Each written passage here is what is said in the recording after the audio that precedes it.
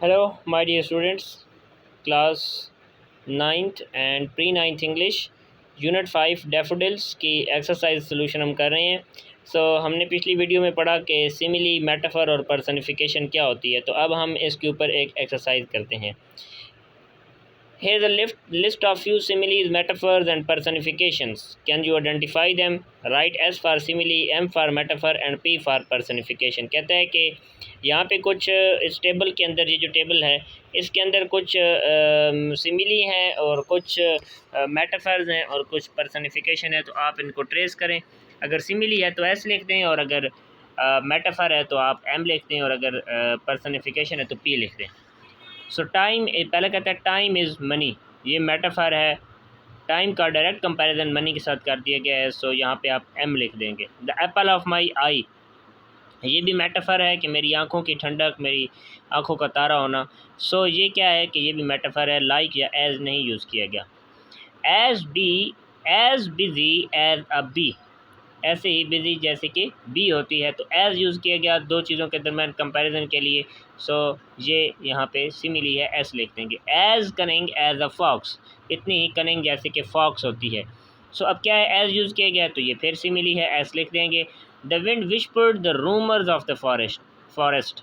अब देखें, विस्परिंग कौन करता है? इंसान। अब विंड को विस्परिंग की जो क्वालिटी है वो दे दी गई है। ये क्या है, यहाँ पे पर्सनिफिकेशन है, आप इसको पी लिख देंगे। The next is brown grass was begging for water. अब बेग कौन करता है? इंसान करते हैं।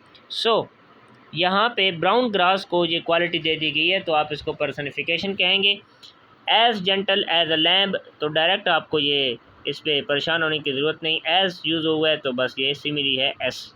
As wise as an owl, इतना ही जो है वो वाइज होना जितना कि एक आउल होता है। यहाँ पे फिर जो है वो एज यूज़ किया गया है, तो ये सिमिली है। The sorry engine wheezed its death cough. अब ये क्या है, ये फिर पर्सनिफिकेशन है, क्योंकि इंजन को एक इंसानी क्वालिटी दे दी गई है डेथ कफ कह के। ये जो है पर्सनिफिकेशन है। फिर कहता है ब्लैंकेट ऑफ स्नो।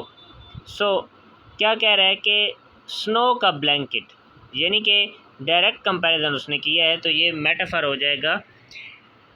कहता है कि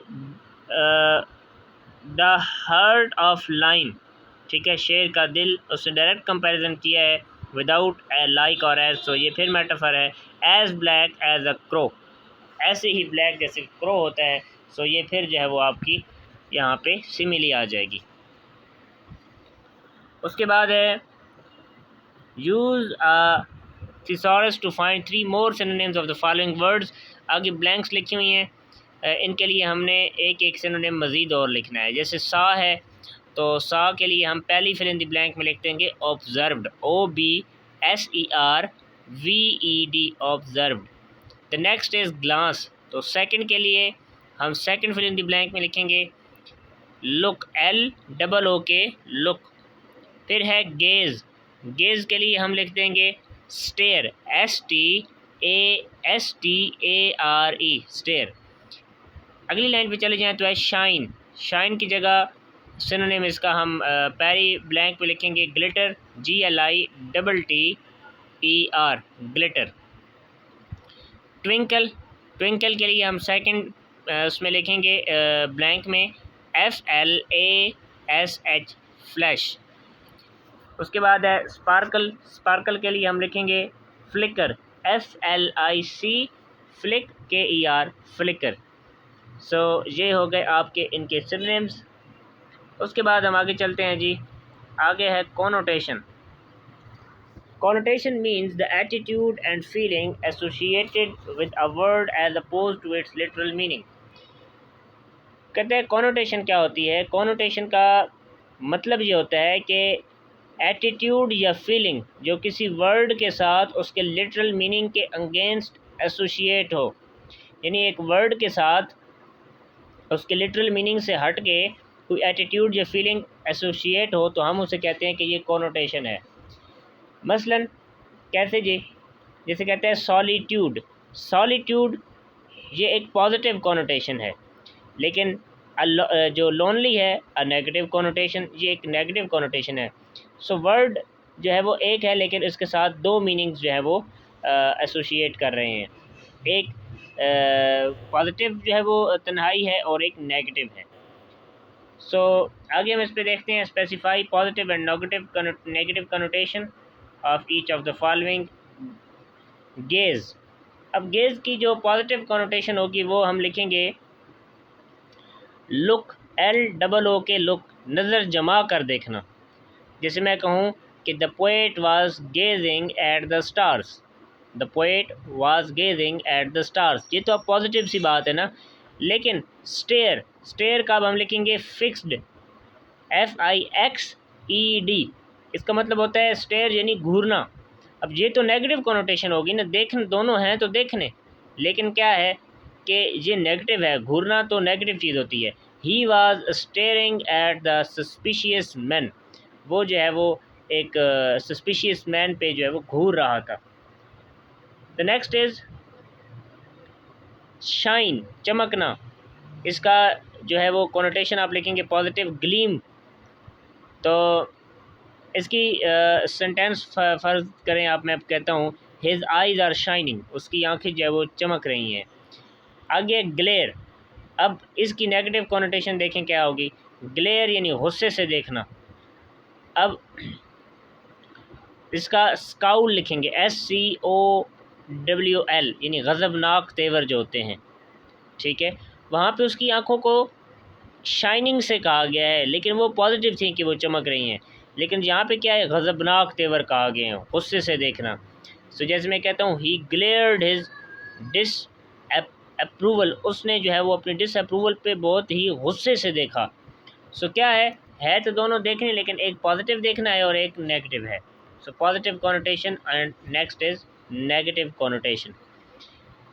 फिर है जी नंबर थर्ड है होल्ड, यानी स्टोर करना, ज़ख़ीरा अंदोज़ी करना। स्टॉप होल्डिंग ओल्ड न्यूज़पेपर्स, ठीक है। ये नेगेटिव जो है वो इसकी कोनोटेशन होगी कि जो शॉप है वो क्या करती है कि पुराने न्यूज़पेपर ज़ख़ीरा अंदोज़ी कर लेती है। अब करना तो इकट्ठा ही है, लेकिन क्या है, ये एक नेगेटिव चीज़ है। अब कलेक्ट है यानी गैदर करना, इकट्ठा करना, जमा करना। I am collecting money for cancer research, मैं कैंसर रिसर्च के लिए जो है वो मनी कलेक्ट कर रहा हूँ। सो ये क्या है, ये पॉजिटिव कोनोटेशन है। सो कलेक्ट करना पॉजिटिव कोनोटेशन है, लेकिन अगर उसी के साथ नेगेटिव कोनोटेशन देखी जाए तो होल्ड, ज़ख़ीरा अंदोज़ी करना, वो तो एक नेगेटिव चीज़ है। सो इस तरीके से ये पॉजिटिव कोनोटेशंस थी और नेगेटिव कोनोटेशंस थी। आगे देखते हैं ग्रामर में collective noun. A singular noun such as committee or team that refers to a group of people, animals or things is called collective noun. Collective noun क्या होता है, कलेक्टिव नाउन क्या होता है, कहते हैं एक सिंगुलर नाउन होता है, जैसे कि कमेटी हो गई या टीम हो गई, लेकिन ये ग्रुप ऑफ पीपल को रेफ़र करता है, या एनिमल्स को, या यानी ग्रुप ऑफ पीपल या ग्रुप ऑफ एनिमल्स या ग्रुप ऑफ थिंग्स को रेफ़र कर रहा है ना। कमेटी में लोग होते हैं, टीम में भी लोग होते हैं, एक पूरा ग्रुप होता है। सो हम कमेटी जब कह देते हैं तो ये एक कलेक्टिव नाउन हो जाता है। मिसाल के तौर पे जैसे मैं कहूँ कि क्लास, अब क्लास एक कलेक्टिव नाउन है, क्यों, क्योंकि उसमें ग्रुप ऑफ पीपल हैं, उसमें स्टूडेंट्स हैं, लेकिन उसको हम एक कह देते हैं क्लास, तो वो फिर कलेक्टिव नाउन हो जाती है। Crowd in this poem refers to a collection or a large number of daffodils. अब देखें डैफोडिल्स को कहा गया है ना क्राउड जो है, तो सो यहाँ पे क्राउड जो पोएम के अंदर है वो कलेक्टिव नाउन है। Right the collective nouns of the following. अब हमने क्या करना है कि कलेक्टिव नाउन्स लिखने हैं इन सब के लिए। जैसे कि है a collection of ships, ships की कलेक्शन को हम क्या कहते हैं, जैसे मैंने कहा ना स्टूडेंट्स की कलेक्शन को क्लास कहते हैं, इस तरह शिप्स की कलेक्शन को फ्लीट कहते हैं, बेड़ा जो होता है। फिर है a collection of singers, singers की कलेक्शन को कोरस कहते हैं, CHORUS। इसी तरीके से जो फ्लीट है पीछे ए वाला वो है FLEET, फ्लीट। फिर है अ कलेक्शन ऑफ कैटल, ठीक है, जो रेवड़ की कलेक्शन होती है, यानी बहुत सारे उसमें माल मवेशी होता है, तो उसे हम हर्ड कहते हैं, आर डी हर्ड। सो ये कलेक्टिव नाउन हो गया। हैं तो उसमें बहुत सारे जानवर, लेकिन क्या है कि हम उसको हर्ड कहेंगे तो कलेक्टिव नाउन हो जाएगा। A collection of soldiers, soldiers की जो कलेक्शन होती है उसे हम ट्रूप कह देते हैं, फौजी दस्ता, ट्रूप। सो ये क्या हो जाएगा, कलेक्टिव नाउन हो जाएंगे। ओके स्टूडेंट्स, मिलते हैं नेक्स्ट वीडियो में जिसमें हम आगे जो है वो कुछ चीज़ें करेंगे।